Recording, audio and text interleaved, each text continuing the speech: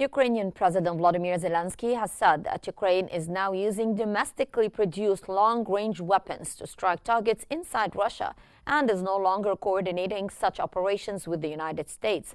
Zelensky noted that earlier discussions with Washington about retaliatory strikes were a long time ago and are no longer relevant. His remarks came days after a Wall Street Journal report claimed that U.S. had been blocking Ukraine from using American-supplied arms for cross-border attacks. Zelensky also addressed tensions with Hungary following recent Ukrainian drone strikes on a Russian oil pipeline, saying that future relations with Hungary now depend on Budapest's position.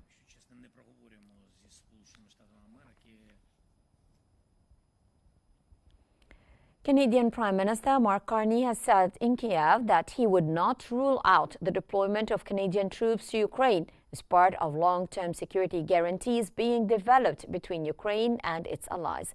Speaking alongside President Volodymyr Zelensky on Ukraine's Independence Day, Carney announced that over $723 million in military aid from a previously pledged package would be delivered next month. Zelensky, addressing dignitaries at Kiev's historic Sofia Square, reaffirmed his commitment to a future where Ukraine's peace is guaranteed.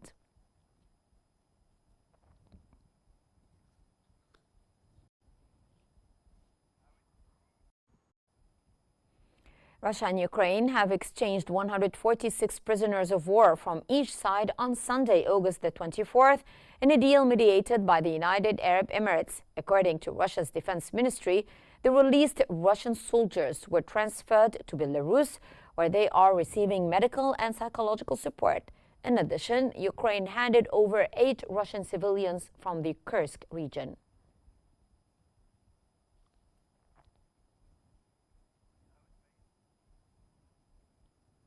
U.S. Vice President J.D. Vance has said that Russia has made significant concessions towards a negotiated settlement in the Ukraine conflict, including security guarantees for Ukraine's territorial integrity.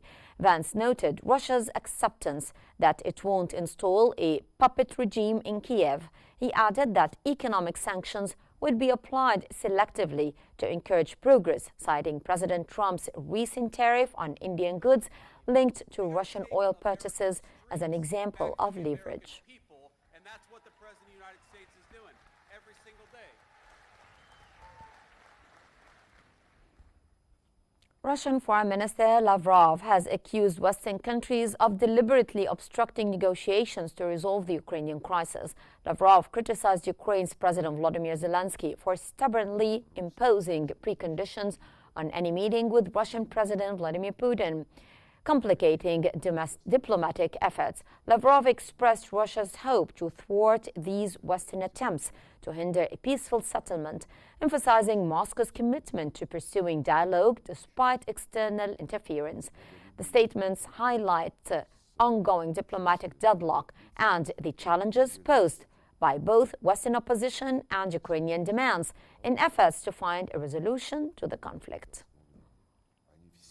Говорили о том, что да, необходимо что-то делать, необходимо двигаться. Norway has announced that it will contribute around 7 billion Norwegian crowns or around $696 million in air defense systems to Ukraine in a joint effort with Germany. The Norwegian Prime Minister has said that his country, in partnership with Germany, is working to ensure Ukraine receives advanced air defense systems. The support package includes funding for 2 Patriot systems and missiles, as well as contributions towards radar technology from German and Norwegian companies. The aid is intended to strengthen Ukraine's defenses against continued Russian air attacks.